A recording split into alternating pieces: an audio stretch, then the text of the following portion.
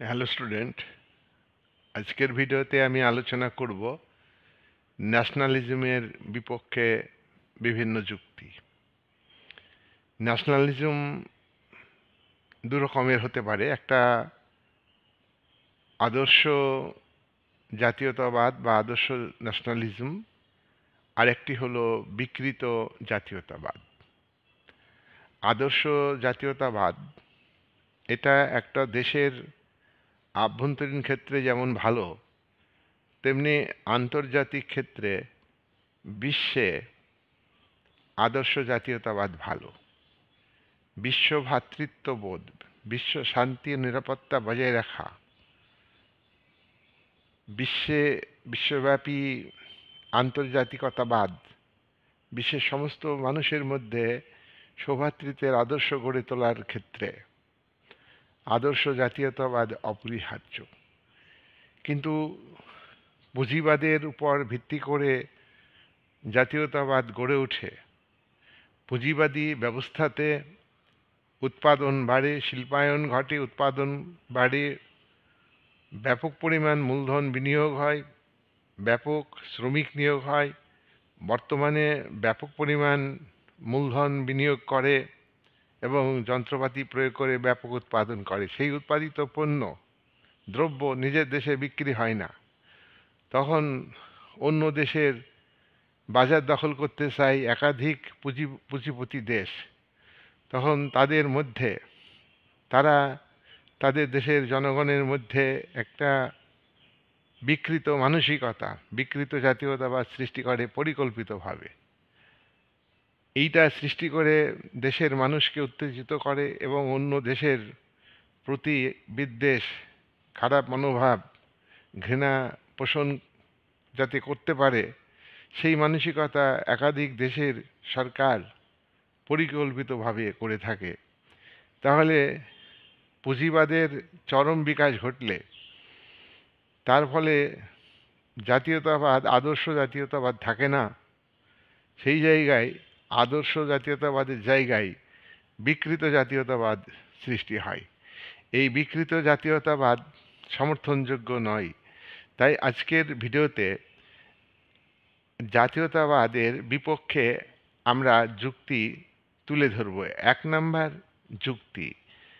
Number যুক্তি কি, যে তোমার আদর্শ যে জাতীয়তাবাদ, এই জাতীয়তাবাদ আদর্শের জায়গায় থাকে না, না থেকে জাত্যাভিমান সৃষ্টি করে। জাত্যাভিমান কি? জাত্যাভিমান মানে একটা দেশের সব জনগণের মধ্যে একটা অহংকার চলে আসে।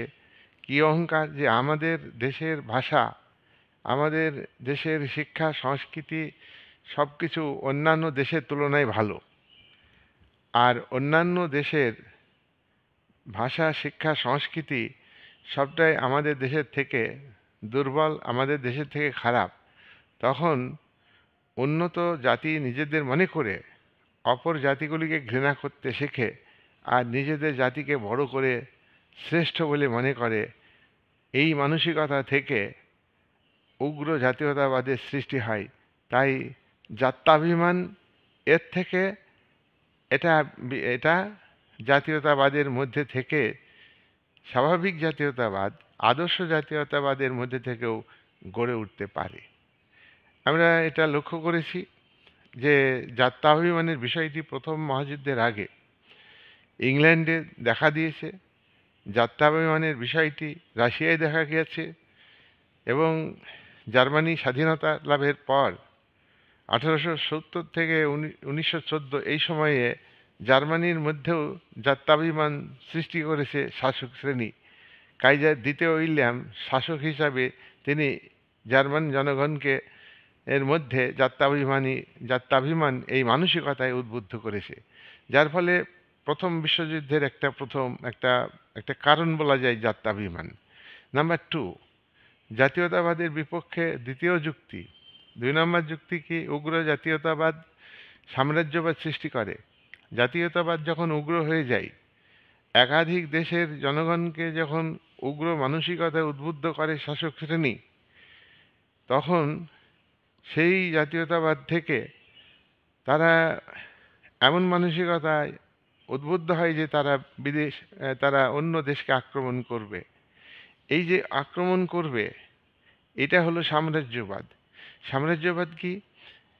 একটা দেশ যখন তার সেনাবাহিনী নিয়ে গিয়ে অন্য দেশকে আক্রমণ করে এবং দখল করে নিয়ে নেয় এবং সেই ভূখণ্ডকে নিজের সাম্রাজ্যের অন্তর্ভুক্ত করে, নিজের প্রশাসন চাপিয়ে দেয়, নিজে পরিচালনা করে, অর্থাৎ অন্য দেশের স্বাধীনতা কেড়ে নিয়ে সেই দেশটাকে নিজের দেশে এর অন্তর্ভুক্ত করা, এই যে প্রক্রিয়া, এই প্রক্রিয়াটাকে বলা হচ্ছে সাম্রাজ্যবাদী প্রক্রিয়া। আর জাতীয়তাবাদ উগ্র হলে এই সাম্রাজ্যবাদী প্রক্রিয়াটা সৃষ্টি হবে, এখানে একাধিক দেশের মধ্যে হতে পারে।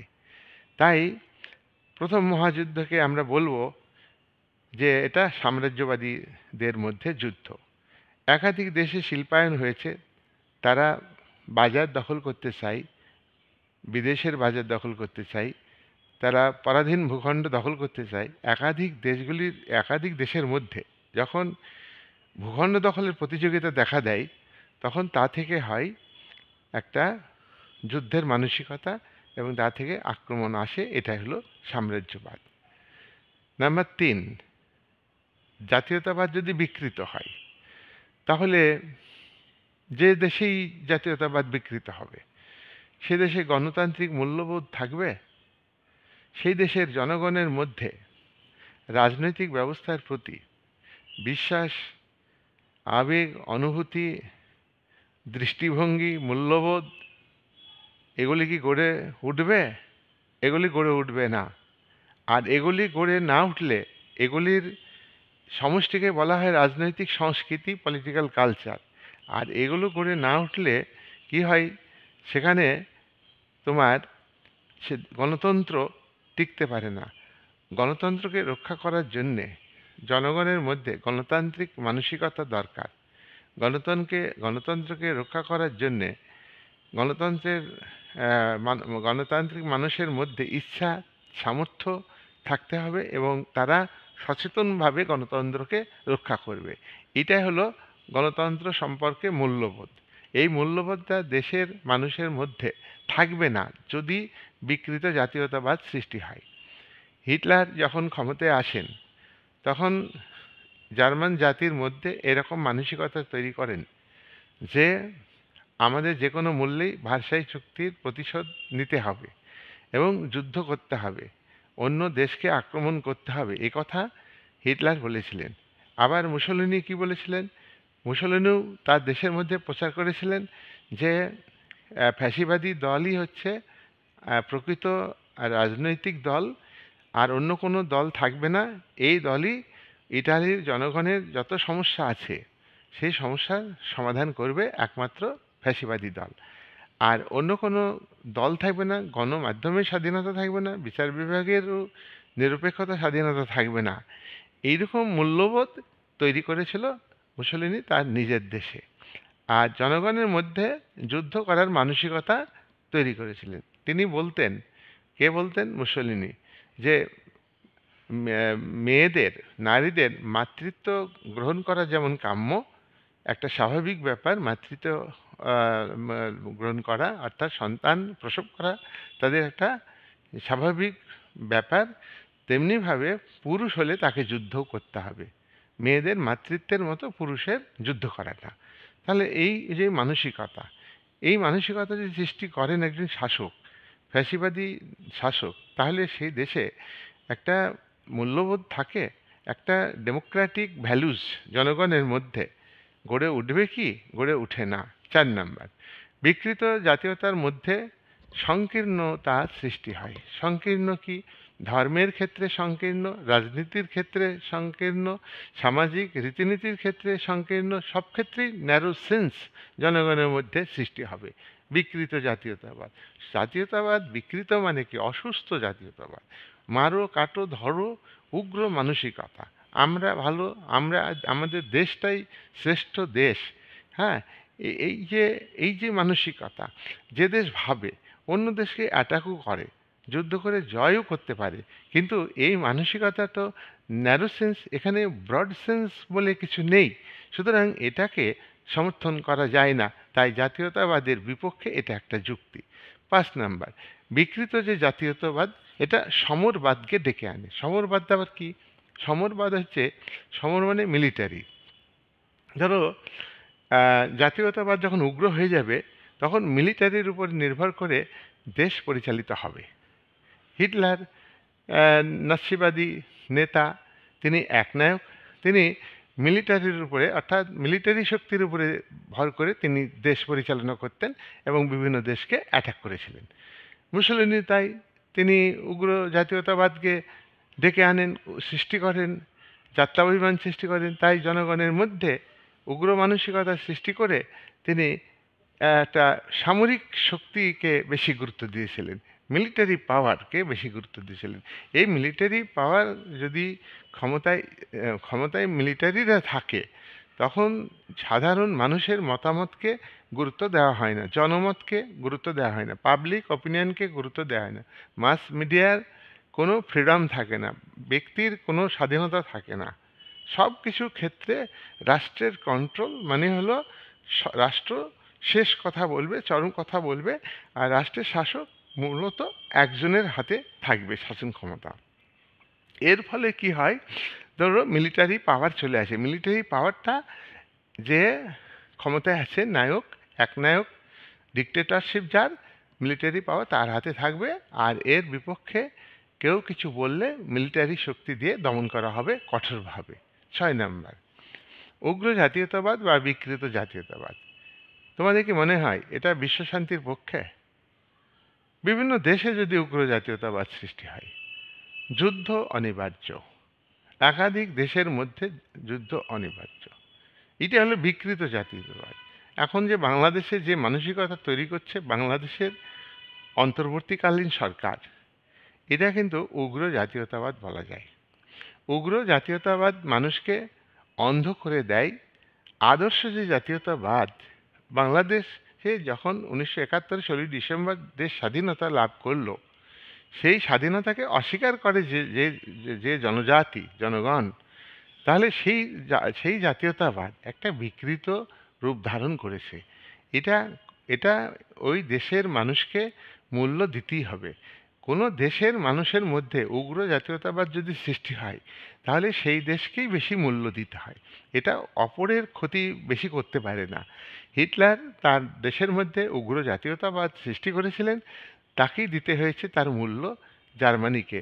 আমরা দেখেছি দ্বিতীয় মহাযুদ্ধে জার্মানি পরাজিত হয়েছে, জার্মান দেশটা ভাগ করে নিয়েছে, পূর্ব জার্মানি পশ্চিম জার্মানি ভাগ হয়ে গেছে, সমাজতান্ত্রিক সোভিয়েত ইউনিয়ন পূর্ব জার্মানির উপর আধিপত্য বিস্তার করেছিল, আর জার্মানির একাধিক ভূখণ্ড মিত্রশক্তি দেশগুলো ভাগ করে নিয়েছিল, আর পশ্চিম জার্মানি যেটা গড়ে উঠেছিল তারপরে আমেরিকার আধিপত্য ছিল। কী লাভ হলো উগ্র জাতীয়তাবাদ সৃষ্টি করে? আবার প্রথম মহাযুদ্ধের আগে ইংল্যান্ডে উগ্র জাতীয়তাবাদ, জাতির শ্রেষ্ঠত্ব প্রমাণ করবার জন্য যুদ্ধ করতে হবে। জার্মানি হিটলার জার্মানির অটো ফন বিসমার্ক দেশটাকে ঐক্যবদ্ধ করলেন। তিনি 20 বছরের শিল্পায়ন ঘটালেন, পুঁজিবাদের বিকাশ হলো, কাইজার দ্বিতীয় উইলিয়াম এসে তিনি যুদ্ধ চাইলেন। তিনি উপনিবেশগুলি কার দখলে যাবে সেটার জন্য চিন্তা ভাবনা করেন এবং যুদ্ধের পরিবেশ তৈরি করলেন, এবং যুদ্ধ করে তিনি উপনিবেশ তো সব আগেই দখল করে আছে না, উপনিবেশগুলি তো আগে থেকেই দখলে আছে অন্য শক্তির অধীনে, ব্রিটেনের অধীনে অনেক ভূখণ্ড দখলে আছে। তাহলে সেই জায়গায় যদি জার্মানি নতুন করে দখল করতে যায় তাহলে কি তা মানে যুদ্ধ হবে, এবং ঘটনা কি সেটাই হয়েছে। তাহলে দেখা যাচ্ছে উগ্র জাতীয়তাবাদ এটা কখনোই বিশ্ব শান্তির পক্ষে হতে পারে না। বিশ্ব শান্তি হচ্ছে বিভিন্ন জাতির মধ্যে পারস্পরিক সৌহার্দ্যপূর্ণ সম্পর্ক, পারস্পরিক সহযোগিতার সম্পর্ক, পারস্পরিক ভালোবাসার সম্পর্ক, পারস্পরিক ভ্রাতৃত্ব বোধের ধারণা গড়ে উঠলে তবেই হয় বিশ্ব শান্তির পক্ষে ধারণা, এবং সেটা হলো তোমার আদর্শ জাতীয়তাবাদ। এই আদর্শ জাতীয়তাবাদই একমাত্র আন্তর্জাতিকতাবাদ সৃষ্টি করে, এবং আন্তর্জাতিকতাবাদের মধ্য দিয়েই বিশ্ব শান্তি, ওয়ার্ল্ড সিকিউরিটি বজায় থাকে। কিন্তু ওয়ার্ল্ড সিকিউরিটি কী করে বিকৃত জাতীয়তাবাদ বজায় রাখতে পারে না। তাহলে আমরা এইগুলো আলোচনা করলাম 6টা পয়েন্টে, যে জাতীয়তাবাদের বিপক্ষে যুক্তি আছে। তাহলে জাতীয়তাবাদের বিপক্ষে যুক্তি কি? জাত্যাভিমান এক নম্বর পয়েন্ট, 2 নাম্বার হচ্ছে তোমার সাম্রাজ্যবাদ, 3 নাম্বার হচ্ছে গণতান্ত্রিক মূল্যবোধকে ধ্বংস করা, 4 নাম্বার হচ্ছে সংকীর্ণতা সৃষ্টি করে জনগণের মধ্যে, 5 নাম্বার হচ্ছে সমরবাদ বা মিলিটারিবাদ, যে প্রক্রিয়া মিলিটারিরা ক্ষমতায় যাবে এই প্রক্রিয়া ডেকে আনে। 6 নাম্বার হচ্ছে তোমার বিশ্ব শান্তির বিরোধী। এই বলে এইগুলো ভালো করে পড়বে। আমরা আরেকটুখানি বলি যে বিশ্ব শান্তির বিপক্ষে যেটা উগ্র জাতীয়তাবাদ, জাত্যাভিমান, সংকীর্ণতা, গণতান্ত্রিক মূল্যবোধ ধ্বংস করে, তাহলে সেটা কিন্তু আজকের মানব সভ্যতাকে টিকে রাখতে গেলে সেটাকে সমর্থন করা যায় না। তাই আমরা পৃথিবীর ইতিহাস থেকে শিক্ষা পেয়েছি যে আমরা উগ্র জাতীয়তাবাদ সৃষ্টি করব না। আমরা প্রত্যেক দেশের জনগণ ভাবব আমরা জাতি হিসেবে ভালো, এ কথা ঠিকই, ভালো হতেই পারি, কিন্তু পাশাপাশি অন্যান্য জাতিগুলো তাদের বাঁচার অধিকার আছে, তার অন্যান্য জাতিগুলো তাদের সার্বভৌমত্ব বজায় রাখবে, তারা অর্থনৈতিক দিক থেকে সেলফ ডিপেন্ডেন্ট হবে। কখনোই ডিপেন্ডেন্সি কখনোই স্থায়ী রাস্তা নয়। ডিপেন্ডেন্সি আজকে যেটা হচ্ছে সাম্রাজ্যবাদী প্রক্রিয়া, নয়া সাম্রাজ্যবাদী আজকে আদর্শ জাতীয়তাবাদের নামে পরোক্ষভাবে বিকৃত জাতীয়তাবাদী মানসিকতা জনগণের মধ্যে তৈরি করছে প্রত্যেকটা জাতির সরকার। সে ডেমোক্রেটিক সিস্টেম হতে পারে, মিলিটারি গভর্নমেন্ট হতে পারে, আর যারা উগ্র সাম্প্রদায়িক শক্তি তারা তো বিকৃত জাতীয়তাবাদ সৃষ্টিই করে। হ্যাঁ, সুতরাং সাম্প্রদায়িকতা নয়, মানব সভ্যতা কিভাবে বেঁচে থাকবে, টিকে থাকবে, সভ্যতার অগ্রগতি কিভাবে ঘটবে, আজকে প্রকৃতি যেভাবে আজকে মানুষের উপরে একটা চরম দুর্গতির দিকে চলে যাচ্ছে প্রকৃতি, সেটাকে সামাল দিতে হবে। এক্ষেত্রে বিশ্ব জনমত, বিশ্ব ভ্রাতৃত্ববোধ, আন্তর্জাতিকতাবাদ, এগুলিকে বেশি গুরুত্ব দিতে হবে। আর উগ্র জাতীয়তাবাদকে ঘৃণা করতে হবে। প্রত্যেকটা জাতিকেই ভাবতে হবে যে আমরা আদর্শ জাতীয়তাবাদকে মানব, আদর্শ জাতীয়তাবাদের দ্বারা উদ্বুদ্ধ হব, কখনোই জাতীয়তাবাদকে ন্যারো সেন্সে নেব না। আর আমরা সেই মনে করব, ইতিহাস থেকে পড়েছি জোসেফ ম্যাথসনির কথা, যে আদর্শ জাতীয়তাবাদ, সেই আদর্শ জাতীয়তাবাদের কথাই স্বীকার করব। রবীন্দ্রনাথ যেমন বলেছেন যে উগ্র জাতীয়তাবাদ কখনোই কাম্য নয়। জাতীয়তাবাদ ভালো, কিন্তু বিকৃত জাতীয়তাবাদ ভালো নয়। রবীন্দ্রনাথ পশ্চিমী যে জাতীয়তাবাদ সেটাকে বিকৃত জাতীয়তাবাদ বলেই মনে করেছেন। আমরা ভিডিওতে আলোচনা করেছি, অনেক ভিডিওতে আমি আলোচনা করেছি যে বিবেকানন্দও কিন্তু বিকৃত জাতীয়তাবাদকে সমর্থন করেননি, বিরোধিতা করেছেন।